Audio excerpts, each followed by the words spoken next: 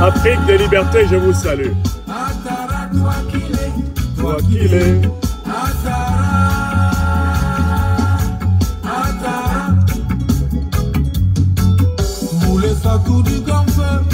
Africaine, Africain, je vous salue.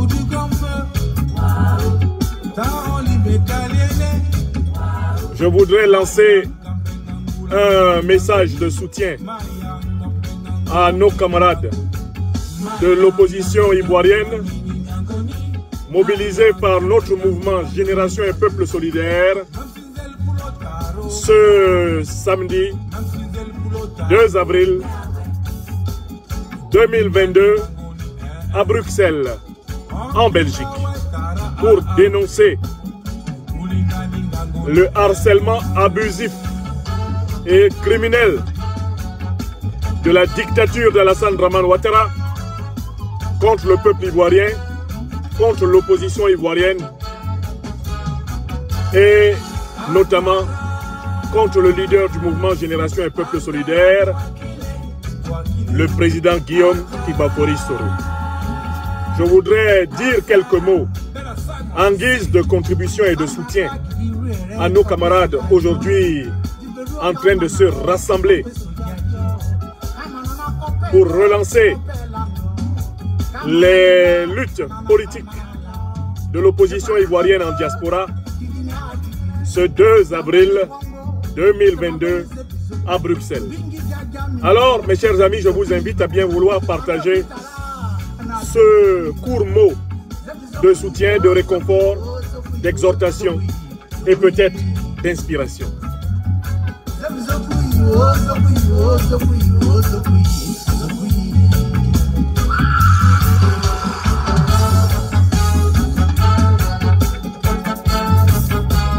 Bonjour à tous. Je vous salue un peu partout à travers le monde. Bienvenue et partagez ce direct.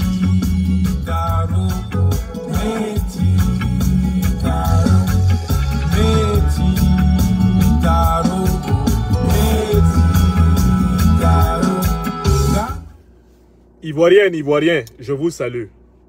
Diasporas ivoiriennes d'Afrique, d'Amérique, d'Asie, d'Europe, je vous salue. Africaines, Africains, Européennes, Européens, Asiatiques, Américaines, Américains, amis des luttes africaines pour la liberté, ce samedi 2 avril 2022 à Bruxelles, capitale de la Belgique et capitale de l'Union européenne, l'opposition ivoirienne se rassemble pour porter fort un message de résistance et d'espérance en vue de raviver le désir de changement qui sommeille dans le peuple de Côte d'Ivoire.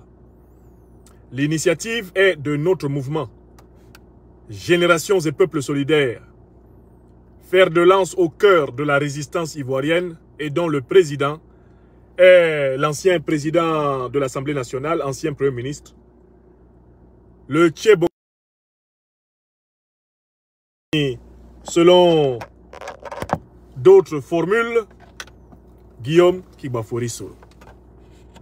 Alors, d'abord, je voudrais dire aux camarades que pour des raisons professionnelles et les contraintes liées à l'exercice de notre métier, je ne pouvais pas malheureusement être à leur côté ce samedi. Mais comme ils le savent, dans tout ce qui se fait de bien, de juste et de vrai pour la cause de l'Afrique en général, de la Côte d'Ivoire en particulier, votre serviteur apporte toujours sa part. Il ne faut jamais, de près ou de loin, manquer de soutenir ce qui est juste, ce qui est bon. Et je voudrais dire pourquoi le meeting de Bruxelles qui se tient aujourd'hui mérite d'être soutenu. Je voudrais appeler les Africains de toute nationalité vivant en Belgique et qui disposeraient de temps ce samedi à venir soutenir le peuple de Côte d'Ivoire. Et je voudrais donner quelques raisons pour lesquelles c'est important de veiller à ce que ce meeting de Bruxelles, organisé à l'initiative de notre mouvement Génération et Peuple Solidaire, soit un plein succès. C'est pour cela que j'interviens, pour apporter ma modeste pierre au succès de l'événement. Plusieurs de nos camarades sont déjà sur place et je fais entièrement confiance en la détermination, en l'expérience du comité d'organisation qui travaille pour que ce soit une manifestation réussie. Ce n'est pas de cet aspect-là que je veux parler. Pourquoi le succès de cette manifestation est utile à la Côte d'Ivoire et à l'Afrique? Voilà pourquoi je me suis connecté et c'est ma première conversation publique en ce samedi 2 avril 2022. Je vous remercie de bien vouloir la partager pour que l'effet, non seulement psychologique, mais également politique de celle-ci soit décuplé par votre solidarité. Pour ma part, il y a 5 raisons pour lesquelles il est important que l'opposition ivoirienne et en son sein notre mouvement Génération et Peuple Solidaire reprenne le chemin de la résistance multiforme en Côte d'Ivoire. J'ai trouvé 5 raisons. Je vous les donne sans autre forme de procès.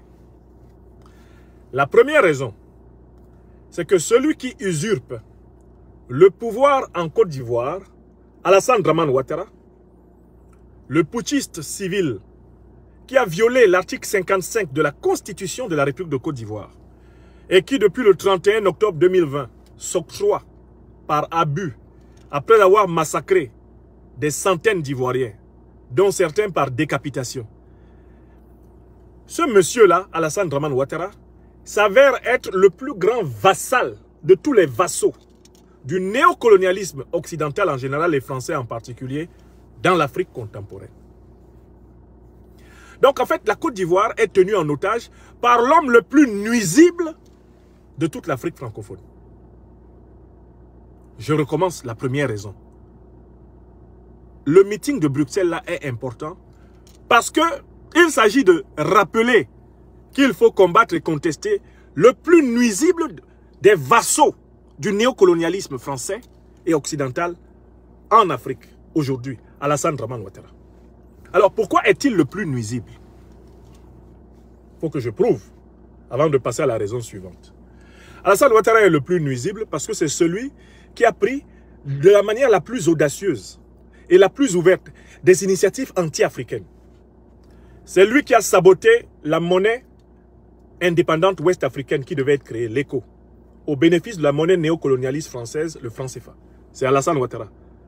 Aidé en cela par son comparse, l'autre usurpateur ghanéen, Nana Akufo-Addo, et par la passivité du Nigeria du général Muhammadu Buhari. Ça, c'est un.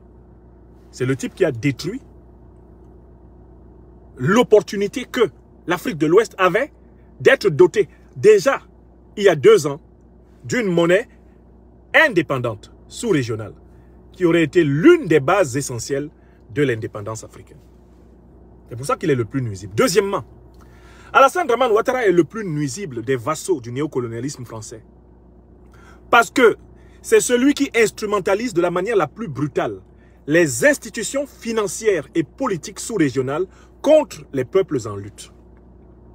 C'est Alassane Ouattara qui manipule la CEDEAO et l'UEMOA au nom de ses parrains néocolonialistes français pour punir le Mali. Et aujourd'hui, c'est lui qui tient en otage, à travers la CEDEAO et l'UEMOA, le Burkina et la Guinée. Donc Alassane Dramane Ouattara, c'est celui qui a organisé, pour le compte du néocolonialisme français, la capture à ciel ouvert des organisations financières et des organisations politiques sous-régionales, qui sont devenues des caisses de résonance de l'impérialisme occidental, du néocolonialisme français et des plans de chefs d'État illégaux et illégitimes. Ça, c'est la deuxième raison pour laquelle ce monsieur-là, combattre son régime politique est important pour tous les Africains. Il y a une troisième raison.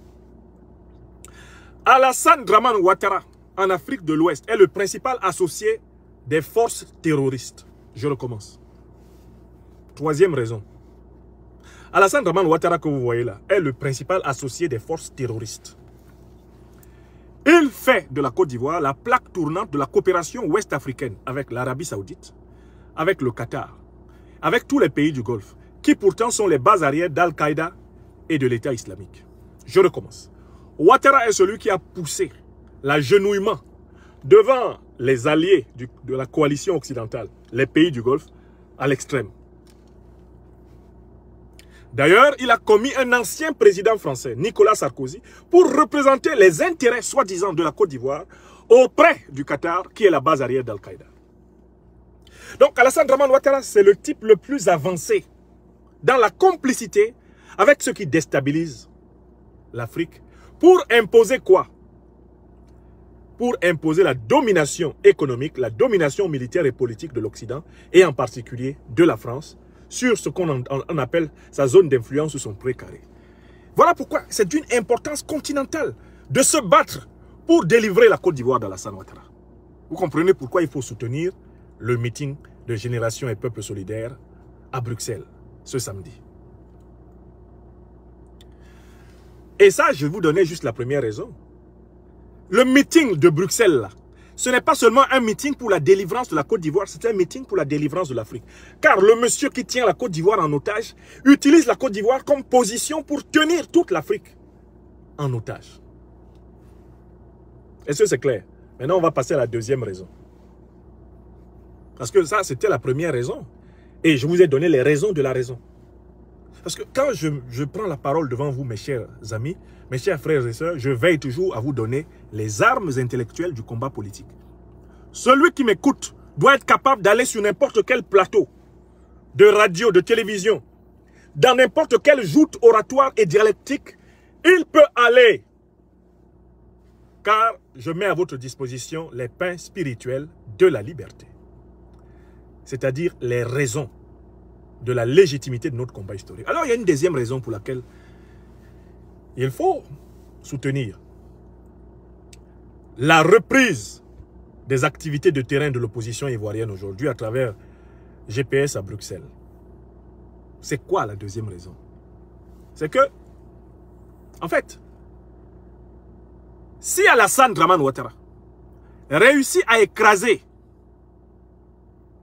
l'opposition ivoirienne, et donc, s'il réussit à capturer ad vitam aeternam et pour tout son clan la Côte d'Ivoire, l'indépendance de l'Afrique de l'Ouest, du néocolonialisme français et de l'impérialisme occidental en général, en sera à jamais ajournée.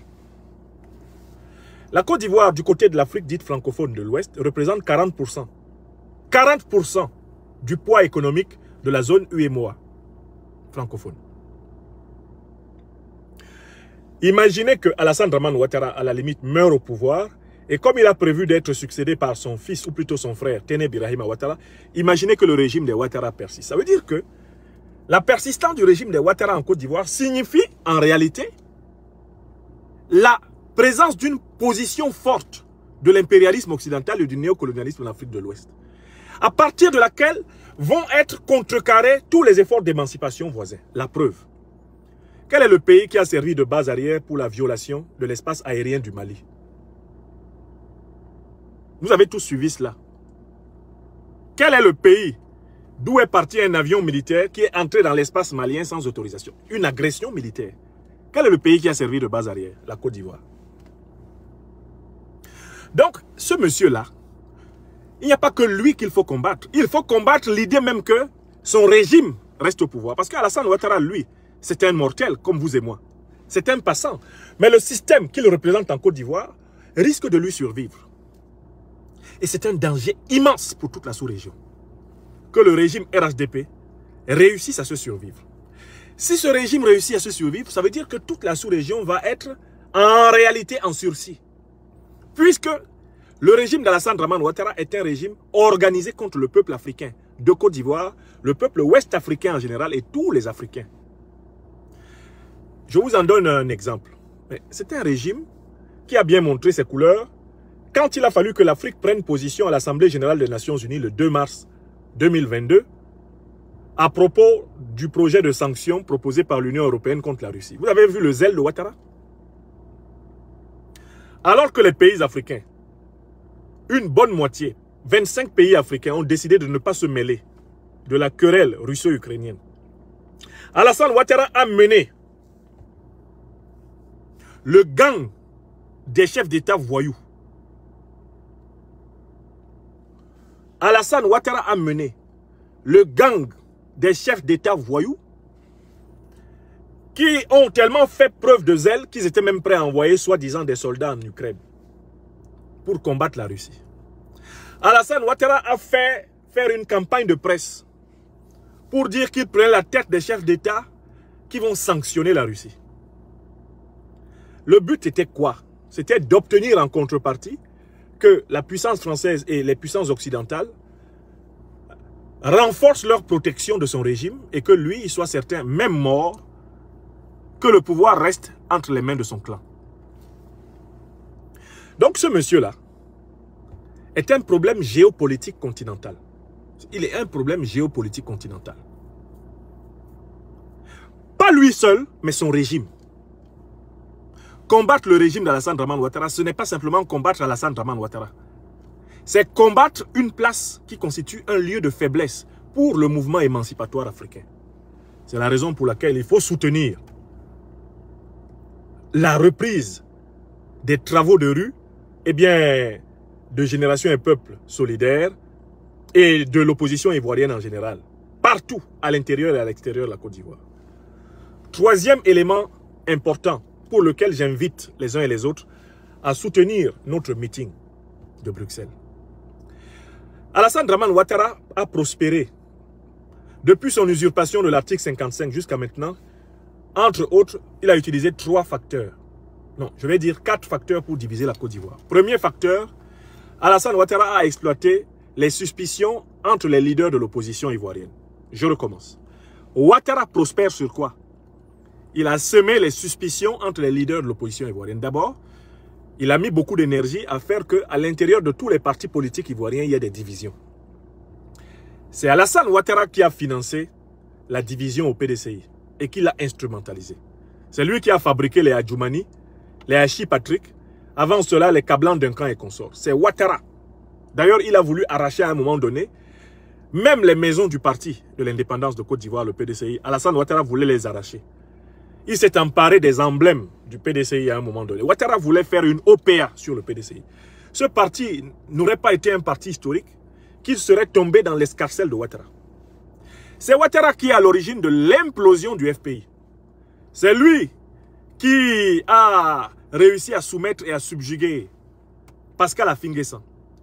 C'est lui qui a amené le FPI, à l'époque tendance Laurent Gbagbo, à négocier avec lui et à mettre Affi-N'Guessan en faiblesse. Parce que Affi-N'Guessan s'est précipité dans les bras de Ouattara quand il a vu que Laurent Gbagbo négociait avec Ouattara.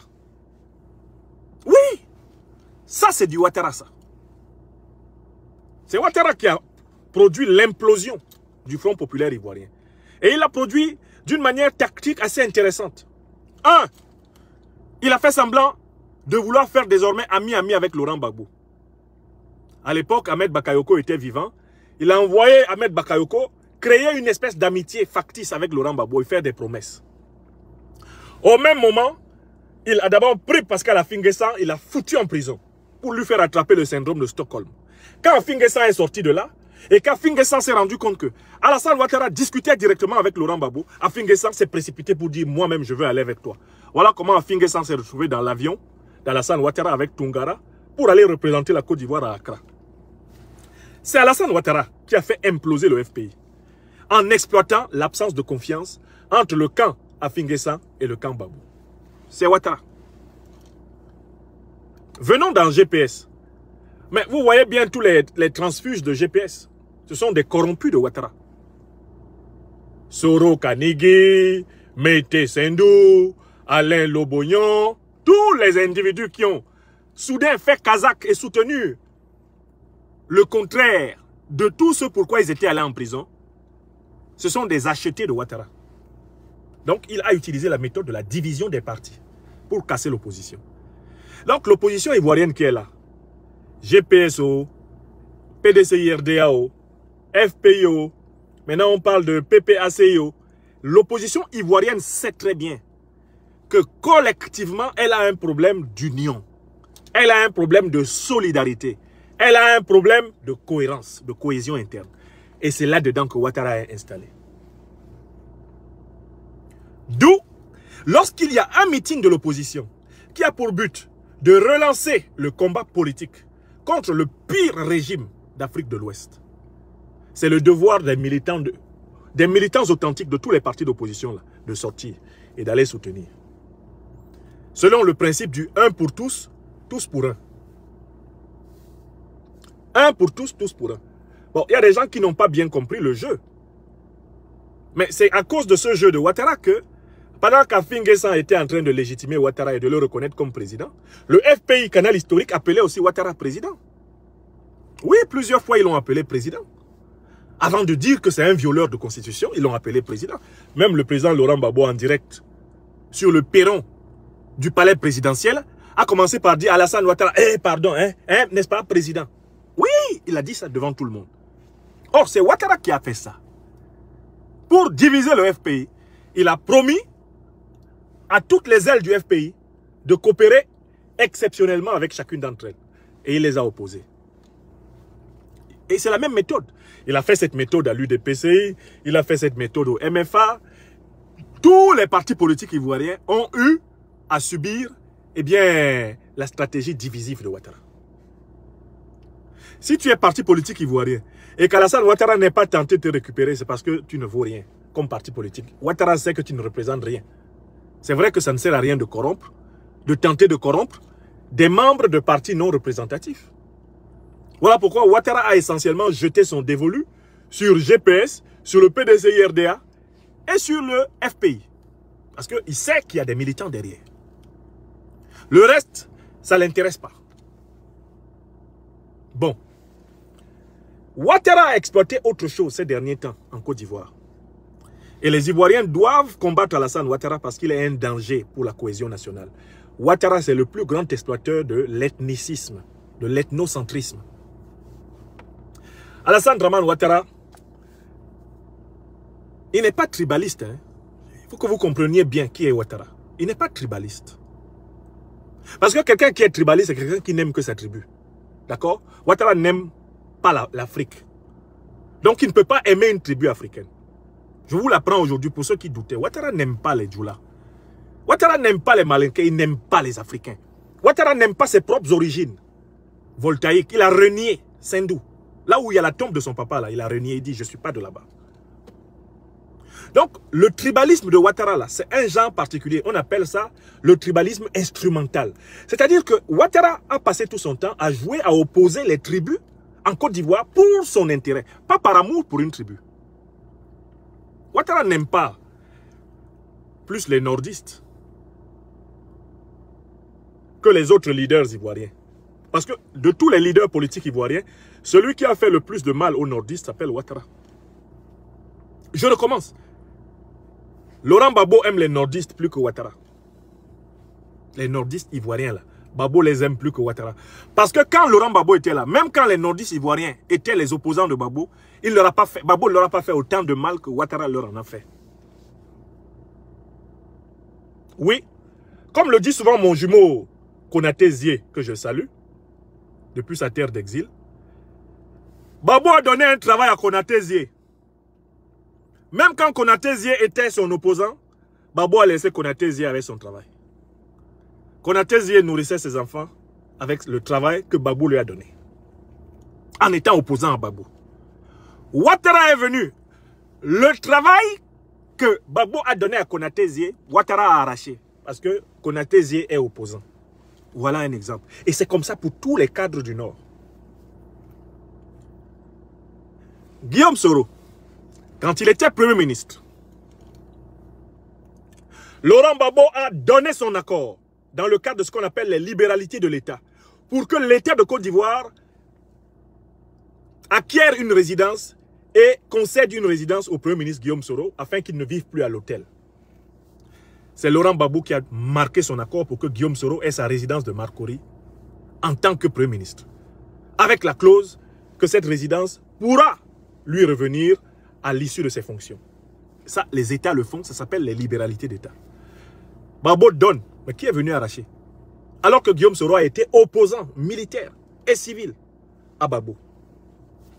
Ouattara Alassane Dramane. Il a arraché la maison de Guillaume Kibafori Soro.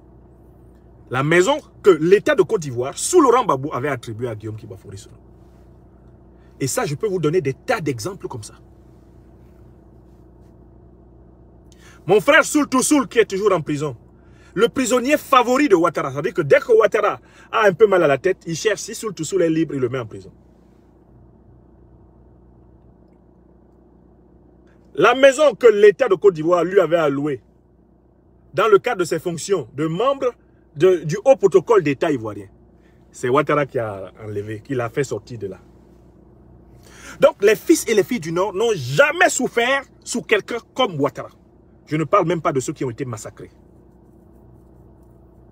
Je ne parle pas des Soro Cognon qui ont été massacrés en plein jour. Je ne parle pas de ceux qui sont actuellement en prison. Comme les Kader Doumbia. Comme les Herman Kone Ardjouma. Comme les Jean-Baptiste Kwame. Sans parler même des militaires en prison depuis 2010-2011 pour avoir été loyaux au régime Gbagbo. Alors que Laurent Gbagbo, leur chef d'alors, lui, il est libre.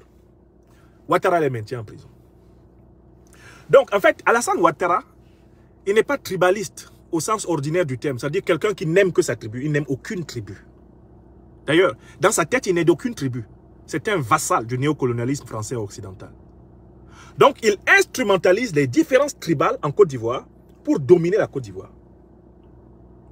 Il utilise le nord contre le sud, le nord contre le centre contre l'ouest, l'ouest contre l'est, l'est contre le sud, et comme ça, lui, au milieu, il maîtrise tout le monde. C'est Ouattara. L'opposition ivoirienne est obligée de se rassembler. Parce qu'un démon pareil ne peut pas se combattre sans une convergence, sans un consensus.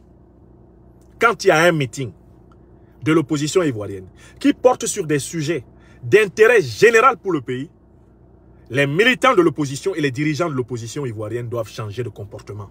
Ils doivent agir selon le principe de un pour tous, tous pour un. L'autre méthode qu'Alassane Dramane Ouattara a employée, c'est l'exploitation de la religion pour dominer la Côte d'Ivoire. Ouattara a toujours travaillé à opposer les musulmans aux chrétiens, à opposer les musulmans aux musulmans, à opposer les chrétiens aux chrétiens et à opposer les musulmans et les chrétiens aux traditionalistes. Ouattara, c'est le plus grand semeur de zizanie dans le monde religieux. Regardez comment il a traité le chef d'une église locale, là, celui qu'on a appelé le Jésus Baoulé. Dès qu'Alassane Ouattara voit une communauté religieuse qui n'est pas contrôlée directement par l'un de ses hommes, Ouattara la persécute. Et il essaie même d'utiliser les autres communautés religieuses pour menacer cette communauté. Mais écoutez, dans le domaine du christianisme, là, chacun est libre de se sentir réincarnation de qui il veut. Le domaine de la croyance est un domaine de la liberté de conscience. Quelqu'un a le droit de se lever et dire que je sens que je suis la réincarnation du Christ. C'est son problème. Ce sont ceux qui croient en lui qui le suivent. C'est le principe de la croyance. Est-ce que l'État a à veiller à ce que les gens n'aient pas des croyances qui ne sont pas conformes aux croyances des religions qui existent? Ce n'est pas la fonction de l'État. Alassane Ouattara n'a pas à demander et à harceler quelqu'un qui dit que lui, il se sent qu'il est l'incarnation de Jésus. Si une jeune femme là se lève en Côte d'Ivoire et dit qu'elle sent qu'elle est l'incarnation de Marie, c'est son droit. Quelqu'un dit que lui, il sent que le prophète de l'islam l'a visité et que c'est son problème. On appelle ça la liberté de croyance. C'est pas possible. Ouattara exploite donc tout ça pour traumatiser toutes les religions. Les catholiques veulent sortir pour faire une marche pour la paix. Ouattara fait sortir des microbes pour menacer les catholiques de les découper à la machette. Vous avez vu ça? L'imam Agib Touré, ou bien c'est Cissé, se lève pour dire que vraiment, l'islam ne tolère pas les escrocs. Ouattara le prend et le jette en prison. Ouattara a jeté en prison des chrétiens. Il a jeté en prison des chefs religieux musulmans. Il est prêt à jeter en prison des chefs religieux traditionnels. Dès que tu as un discours qu'il ne contrôle pas, Ouattara instrumentalise les susceptibilités des autres religions et il te transforme en paria. Vous avez vu ça? Donc, Alassane Dramane Ouattara n'est pas d'une... Oui, Agib Touré, merci mon cher Souleymane. L'imam Agib Touré. Ouattara n'est pas d'une religion. Je recommence. Alassane Dramane Ouattara que vous voyez là, il n'est pas d'une religion. C'est un irréligieux notoire. D'abord, prenons sa soi-disant religion revendiquée. Musulman. Est-ce que tu peux être musulman et revendiquer la possession d'une immense cave de vin? Vous n'avez pas suivi le documentaire de Jérôme Pain dans lequel Alassane Ouattara inconsciemment a révélé l'anti-musulman qu'il est? Il dit que quand sa maison a été attaquée sous le régime de Laurent Gbagbo, les soldats loyaux de Laurent Gbagbo sont entrés dans sa maison, ils sont entrés dans la cave et ils se sont saoulés, ils ont tellement bu, ils ont trop bu, ils étaient ivres. Ouattara ne se rend même pas compte, et le pseudo-journaliste de Jérôme Pain, qui l'a interviewé, ne se rend même pas compte que ça s'appelle un autogol. Tu dis que tu es musulman. Tu as même poussé jusqu'à aller à la Mecque, te draper d'un drap blanc, et puis c'est toi. Bon, on peut avoir la faiblesse de boire une bière de temps en temps, quand on est musulman, ou bien un champagne, mais tu as une cave, une brasserie entière. Et tu l'avoues. Donc, qui peut croire en l'islam de quelqu'un qui est un consommateur invétéré de tous les alcools de la terre, ensuite qui les conserve industriellement, un grand mangeur de côtelettes de porc, comme lui, et puis un persécuteur de musulmans? Qui peut croire que ce monsieur-là, c'est un musulman? Donc, Alassane Ouattara, les gens disent, il est là, il assure la suprématie des musulmans. Il n'est pas musulman. Il n'est pas musulman.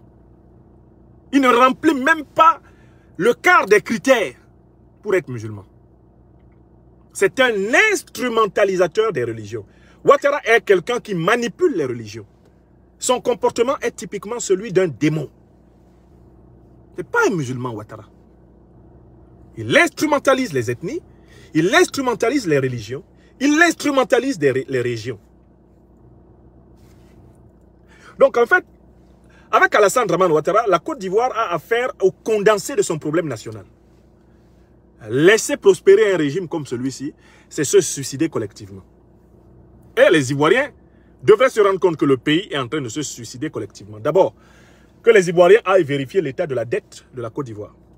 La dette de la Côte d'Ivoire est vertigineuse. Que les Ivoiriens aillent vérifier l'état des scandales financiers, les détournements. En Côte d'Ivoire, en 1998, je vivais encore en Côte d'Ivoire. Le régime du président Bédié a été fragilisé pour une affaire de détournement supposé de moins de 10 milliards. Moins de 10 milliards.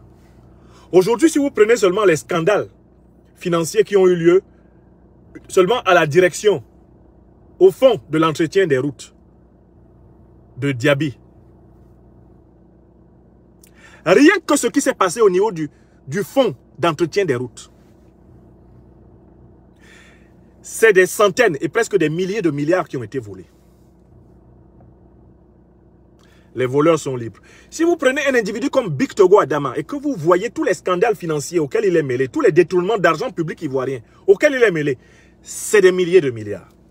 Si vous prenez les marchés publics attribués frauduleusement aux multinationales occidentales et notamment françaises, comme le fameux marché du métro d'Abidjan, attribué à Bouygues, après une surfacturation de presque 1000%.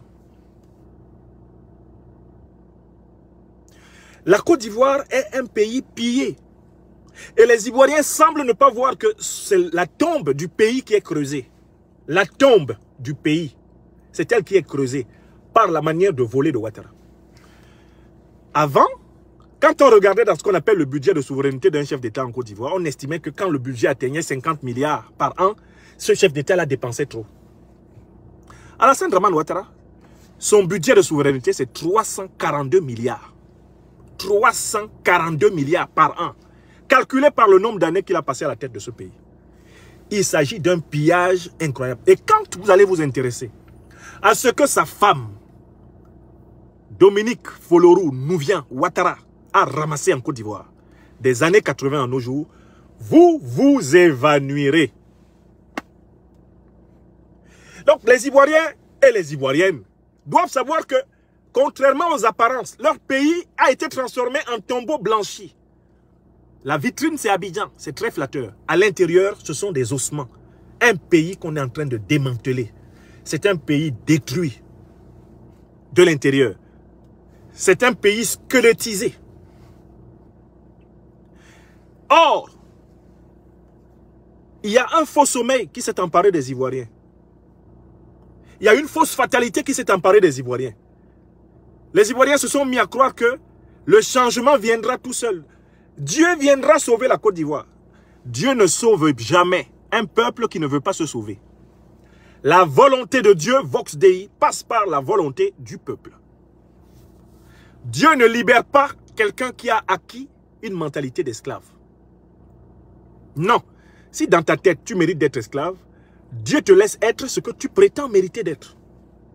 Comme le disait Franz Kafka, Dieu te prend comme tu viens et il te laisse comme tu t'en vas. Kafka le disait de la justice, moi je le dis de Dieu. Il te prend comme tu viens et puis il te laisse comme tu t'en vas. Donc les Ivoiriens sont entrés dans une espèce de fatalisme somnolent, espérant que les événements vont se faire tout seuls. Le peuple malien a obtenu le départ d'Ibeka après plus d'une année de lutte, 2 ans de lutte. Le peuple guinéen a obtenu le départ d'Alpha Omar Condé après plus de 2 ans de lutte. Tous les changements qui ont été opérés en Afrique de l'Ouest l'ont été au terme de la lutte persévérante des peuples, qui ont fini par être rejoints par des franges plus ou moins patriotiques des armées. Le peuple ivoirien, ma terre adoptive de Côte d'Ivoire, s'est installée dans la mentalité de mon pays natal, le Cameroun. C'est Dieu qui... voilà comment le satrape Paul Biya explique ça aux gens. Aide-toi et le ciel t'aidera. Ne dis pas au pouvoir qui veut, mais qui peut. On a mis dans la tête des Camerounais que le changement politique aura lieu au Cameroun, un peu comme le changement de saison. C'est-à-dire que la nature, Dieu voudront bien que les Camerounais aient enfin des dirigeants qui soient amoureux du peuple, respectueux des lois. Ça n'arrivera jamais. Paul Biya cédera dans les conditions actuelles le pouvoir à quelqu'un qui est pire que lui. Car les chiens ne font pas de chat. Les dictatures accouchent des dictatures. Alassane Dramane Ouattara que vous voyez là, à tout moment il peut passer. Mais le régime d'Alassane Dramane Ouattara est de nature à maintenir la Côte d'Ivoire dans la descente aux enfers. Voilà pourquoi il faut soutenir toutes les initiatives de l'opposition ivoirienne qui vont dans le sens de la contestation de cette domination. Il faut sortir du nombrilisme. Ah, tant que ce n'est pas une initiative du PPACI, je ne suis pas dedans. Tant que ce n'est pas une initiative du PDCI, je ne suis pas dedans. Tant que ce n'est pas une initiative du GPN, je ne suis pas dedans. C'est dans ça que depuis 2020, la Côte d'Ivoire dort. Au premier banc. La révolution est passée en 223. Elle est allée en 224. Elle est allée à 226. Elle a laissé 225. Pourquoi? Parce qu'on s'est mis à croire que le changement politique se produit comme le changement saisonnier. Non. Ivoirien, Ivoirien, Africaine, Africain, le changement politique est le résultat d'une persévérance et de la mise en place d'un système de résistance discipliné contre la dictature. D'où je conclus mon propos. Soutenons le succès de toutes les initiatives de l'opposition ivoirienne. Pas seulement celles qui viennent d'être prises par notre mouvement à nous, Génération et Peuple Solidaire, sur la place de Bruxelles. Pourquoi? Parce que tant que l'étau ne sera pas desserré sur le leadership des partis d'opposition en Côte d'Ivoire, l'opposition ivoirienne ne pourra pas participer au changement positif dans ce pays. Alassane Ouattara utilise enfin une arme. C'est l'arme diplomatique.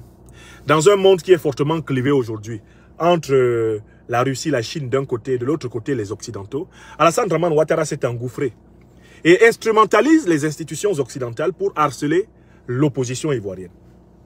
C'est ce qu'il fait contre notre leader Guillaume Kebafori Soro, réfugié politique en Europe, dont Alassane Ouattara fait des pieds et des mains pour que, eh bien, le droit de séjour en tant que réfugié politique en Europe ne soit pas reconduit. C'est ce qu'il fait contre Charles Blé Goudé, dont il confisque jusqu'à ce jour le passeport. ce qui n'est prévu ni dans un règlement ni dans une loi. Alassane Dramane Ouattara a braqué sur la tempe du président Aimé-Henri Konan Bédié, en Côte d'Ivoire, une arme. Il a braqué sur la tempe du président Laurent Gbagbo en Côte d'Ivoire une arme. L'opposition ivoirienne est une opposition braquée. Si le peuple de Côte d'Ivoire veut reprendre l'espoir, il doit lutter pour que les leaders de la résistance aient de nouveau de l'amplitude d'action. C'est le sens de notre mobilisation ici. Ce n'est pas seulement pour le leader du mouvement Génération Un Peuple Solidaire, c'est pour briser l'encerclement en cours de l'opposition ivoirienne par Ouattara. Voulant exploiter son rôle de vassal des vassaux au service de l'impérialisme occidental et du néocolonialisme français, dans cette phase de crise avec la Russie et la Chine, Alassane Dramane Ouattara veut en profiter pour écraser l'opposition. Donc, il faut redoubler de solidarité parce que la méthode de Ouattara, on la connaît. Il attaque d'abord tel, il finit avec lui. Ensuite, il attaque tel, il finit avec lui. Ensuite, il attaque tel, il finit avec lui. Comme le dit le président Laurent Gbagbo, c'est le fameux syndrome du village assiégé. Quand on attaque le village A, dit le président Laurent Gbagbo, le village B dit ça ne nous concerne pas. Quand on attaque le village B, le village C dit ah non, c'est les gens du village B qu'on attaque. Sinon, nous, du village C, on n'attaque pas. Bon, nous, notre leader Guillaume Kibafori Soro et nous, ses compagnons, imaginons que dans la situation de ce 2 avril, on est le village A, non? On est en train de se défendre parce qu'on nous attaque. Mais ce qu'on nous fait là, c'est ce qu'on va faire au PPACI. C'est ce qu'on va faire au PDCI. C'est ce qu'on va faire à chaque pôle de résistance de l'opposition ivoirienne, les uns après les autres. Si nous continuons à rester dans la léthargie, l'attentisme, le fatalisme, et que nous ne mettions pas en place un programme d'action convergente de l'opposition ivoirienne pour remonter la pente et remonter le temps perdu, le régime d'Alassane Dramane Ouattara va accoucher d'une dictature pire que celle que les Ivoiriens ont connue actuellement. C'est ce que je voulais dire.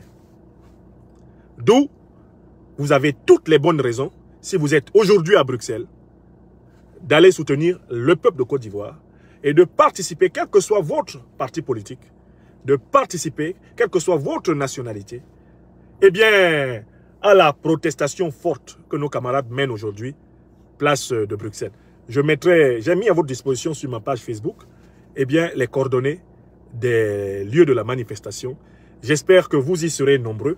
Nous qui n'avons pas pu venir en raison de contraintes, nous n'hésiterons pas à relayer sur nos pages sur les réseaux sociaux, eh bien, les travaux des camarades.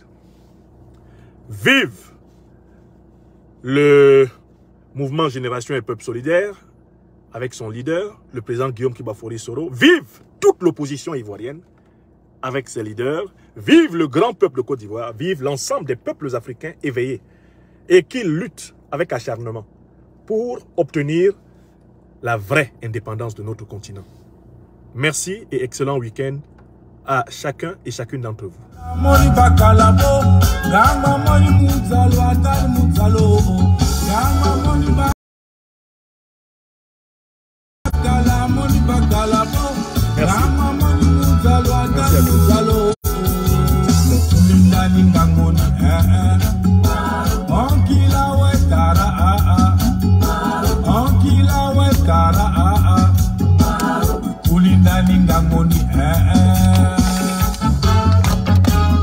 Portez-vous bien, mes amis.